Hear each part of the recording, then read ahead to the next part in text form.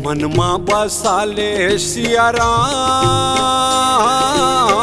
तनमा बसाले सिया राम। चोला तर जाहिर भैया काया तर जाहि ग संगी, मनमा बसाले सिया राम।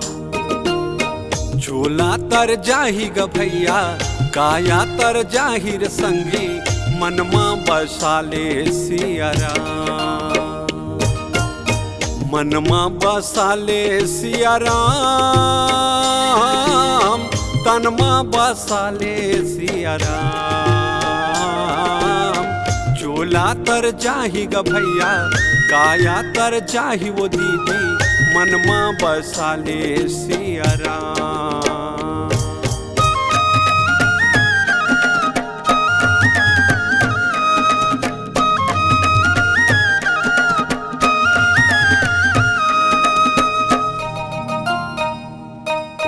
चार गज चार गजी मंगाए, चढ़े काट के घोड़ी हो राम।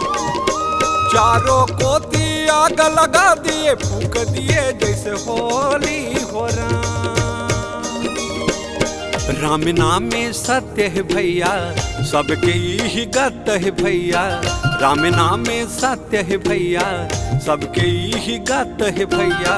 यही हरे विधि के विधान।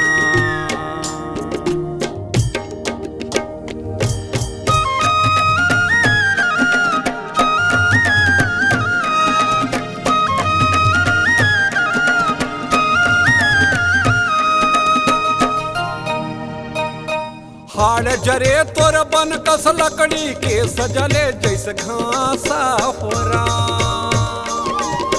हीरा बरोबर चोला जल गे, कोई न आवे पासा हो राम। राम नाम में सत्य है भैया, सबके यही गत है भैया। राम नाम में सत्य है भैया, सबके यही गत है भैया। सुन ले बेलई का सिया।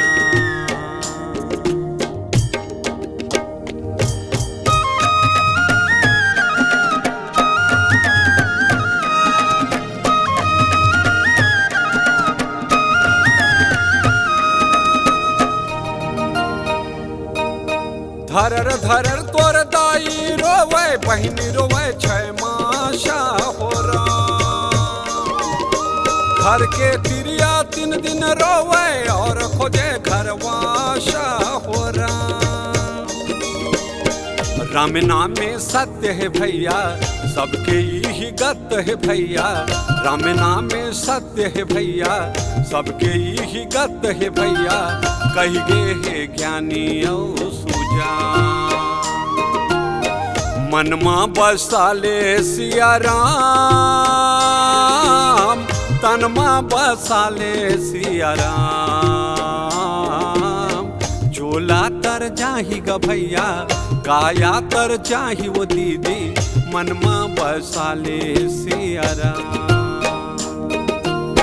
चोला तर जाहि ग भैया काया तर जाहि वो दीदी, मनमा बसाले सिया राम।